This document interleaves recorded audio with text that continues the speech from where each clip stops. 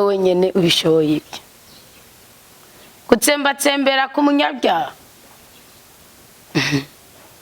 ni wowe wenyene ubishoboye nta n'uwundi. Nagira amabwire ikintu kimwe, Bibiliya iravuga ngo hari abantu mudakwiye kubwira ko bariho kuko ntibaba bariho, hari abantu mutabwiye kubwira ko bahiriwe kuko ntibaba bahiriwe. Ngo n'ubuhanuzi bwa Yeremiya. Buriya umunyabyaha iyo umweretse ko afite igikundiro, afite umugisha, afite iki, uri umugome kumusombya. Numucira urubanza mugabo ntunamwereke yuko kubyukura ari umuhibwe.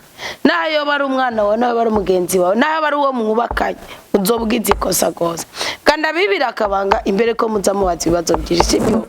Muze mwumva ni muze murashwanira n'abahanuzi, muze muratuka abahanuzi ngo ibiki n'ibiki. Ugiye ututse umuhanuzi w'umukama umuntu yavuze ku izina ry'Uwiteka, nawe wamusanganye yerere cyane intege nkeya, ugiye ubututse Imana. Ko nashobora kubyuka wenyene yarose ngo yibwire. Ico giye yibwiye mutima w'Imana aremezanya n'umutima wako ibyakubwiye atari byo. Niyo ugiye guhinyuza muri biyo ugasanga sibyo. Mugabo uwo muntu wo atuka Imana yanka Imana. Bene Asafu murazi ngene bavuze. Muzogende gusoma muri Zaburi ya 74. Ngo mbega Mana bakugwanya bazoshitsa ryari kugutyoza. Ngo umwasa azogumana najya tuka izina ryawe kugera ryari. Ngo ni kuki ugaruye ukuboko kwawe kandi ukuboko kwawe kukuryo kugoborera nyabuno batekitse. Nimwe mwanyene mu bishoboye ibyo. Umunyavyaha mubwiza ukuruti uri kurahona, uri kuranyera, uri kuragenda. Mwana Sirake yavuze ngo iki?